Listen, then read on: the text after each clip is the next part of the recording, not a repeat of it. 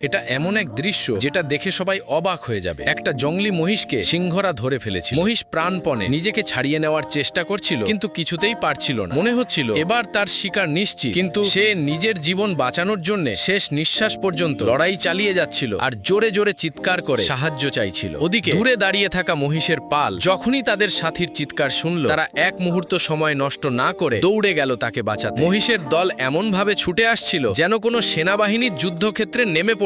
এদিকে সিংহরা ভাবতেও পারেনি যে তাদের মৃত্যু তাদের দিকে ছুটে আসছে। মুহূর্তের মধ্যে এক বিশাল রাগে ভরা মহিষ সামনে এসে সরাসরি সিংহদের ওপর ঝাঁপিয়ে পড়ল। আর যেই সিংহটা মহিষের গলা চেপে ধরেছিল, সেই সিংহকে বড় মহিষটা এক ঝটকায় আকাশে ছুঁড়ে ফেলল। তারপর কি হলো, একের পর এক সিংহ আকাশে কাটা ঘুড়ির মতো উড়তে লাগলো। সিংহরা স্বপ্নেও কল্পনা করতে পারেনি যে তাদের অবস্থা এতটা খারাপ হবে। মজার ব্যাপার হলো, এক সিংহ ফাঁক বুঝে সেখান থেকে পালিয়ে গিয়েছিল।